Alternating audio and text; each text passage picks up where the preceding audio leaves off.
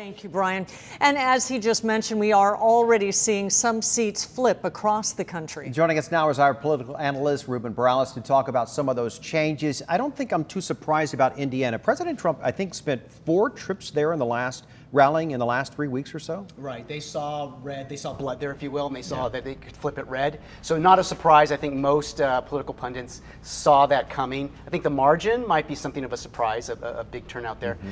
We did see some other changes, though, tonight. In Florida as well. That's right. So we've been predicting up to today, but now we have seen those 2 states, and it's coming. Right. It's coming west. What do you think now in terms of the House and Senate? So looking at right now, it's still early, but it looks like it's on track with most of the predictions, which are that Democrats are likely to take the House and Republicans are likely to hold the Senate. That's what we're seeing right now in the early results.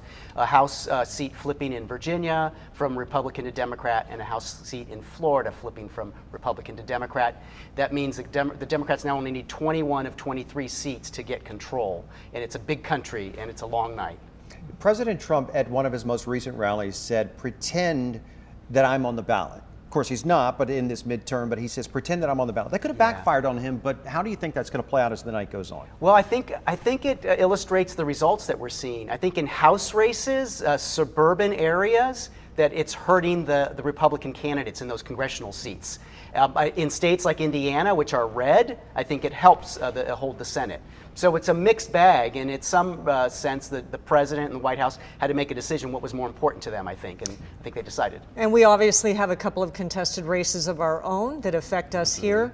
What do you predict for Californians? Many times by the time it gets to us, we've seen the results. Doesn't look like that may be what we can see tonight. Oh, right. California could be the determining factor in terms of the House. If the margin is very narrow, there are about 7 seats in California that could give the Democrats the ultimate number they need for the majority. So it could be a long night. If it is a big blue wave, then we might know before California results that the Democrats are on track to win. But the results in California this time around are very important. And the 50th may be one of those long nights, yeah. It could be, yeah. The 50th probably could be one of those. And again, if the 50th flips to Democrat from Republican, then you know that the Democrats will have a big majority in the House. Absolutely, from wave to tsunami. That's right, some yeah, people blue have said. tsunami. We know you'll be with us throughout the evening down at Election Central. Ruben Morales, we appreciate your time. We'll see you down there.